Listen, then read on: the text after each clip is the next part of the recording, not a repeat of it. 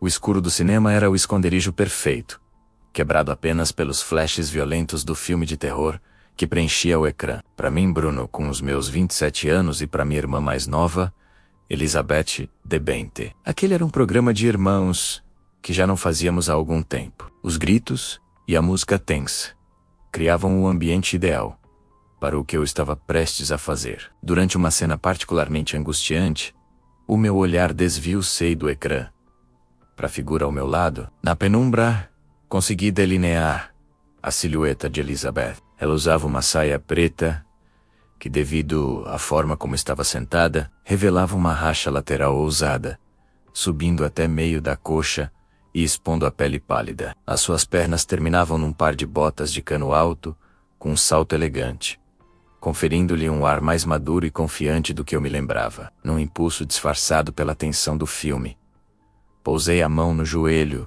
da minha irmã. Foi um toque leve, quase casual, um pretenso gesto de conforto. No entanto, o meu polegar começou a desenhar pequenos círculos na pele dela. Durante largos minutos que pareceram uma eternidade, a palma da minha mão começou a subir lentamente, alisando a coxa dela por cima do tecido suave da meia calça. Eu sentia a firmeza do músculo dela sob os meus dedos, e num momento de audácia, apertei-o com uma pressão suave e calculada. Eu sabia perfeitamente que Elizabeth tinha namorado. Aquele pensamento cruzou a minha mente, mas foi rapidamente abafado por uma onda de excitação. Naquele instante, no anonimato do cinema, ela não era apenas a minha irmã mais nova. Era uma mulher atraente, e eu estava a adorar a intimidade daquele carinho clandestino. De repente, senti a mão de Elizabeth pousar delicadamente sobre a minha. Não houve força, nem repulsa. Com uma suavidade que me surpreendeu,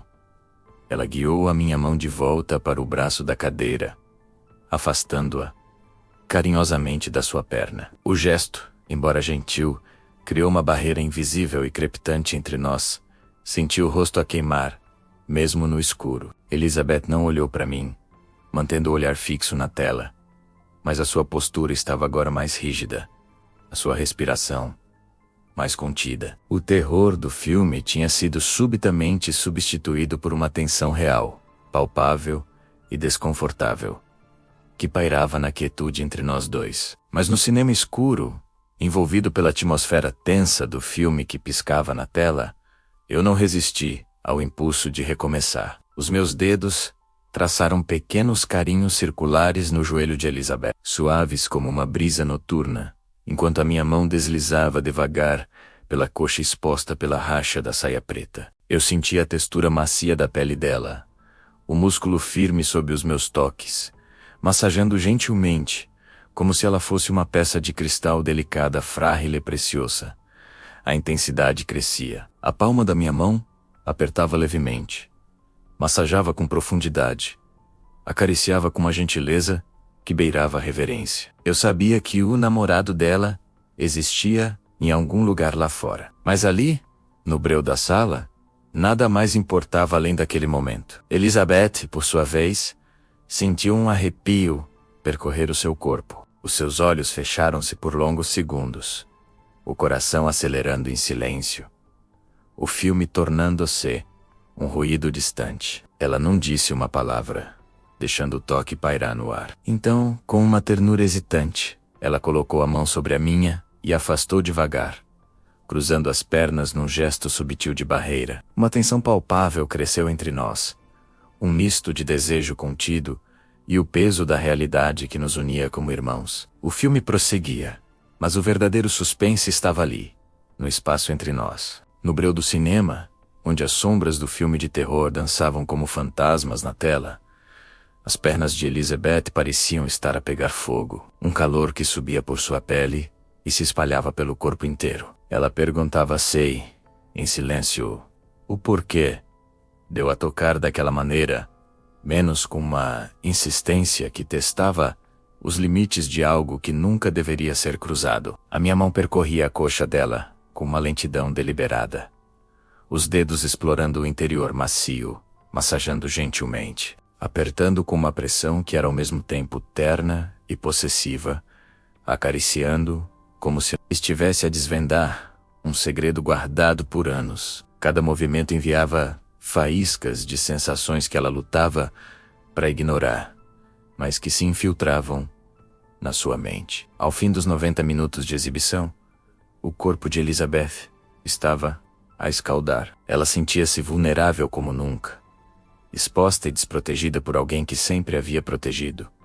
O seu irmão mais velho, o pilar da sua infância, agora transformado em uma fonte de confusão. Ela apertava as pernas com força, cruzando-as numa tentativa desesperada de criar uma barreira, de interromper aquele toque que a invadia. Ela queria parar tudo aquilo, queria sussurrar para eu parar, que aquilo era errado, mas as palavras morriam na sua garganta. Temia ser dura demais, magoar-me de uma forma irreparável, ferir o laço que nos unia. No entanto, aquelas sensações ondulavam como ondas quentes e traiçoeiras. Ela sentia-se num abismo de culpa, enquanto o filme chegava ao fim e as luzes ameaçavam acender-se, expondo a tensão que pairava entre nós como uma névoa espessa. As luzes acenderam-se abruptamente, inundando a sala com uma claridade crua que nos arrancou do nosso casulo de escuridão e tensão.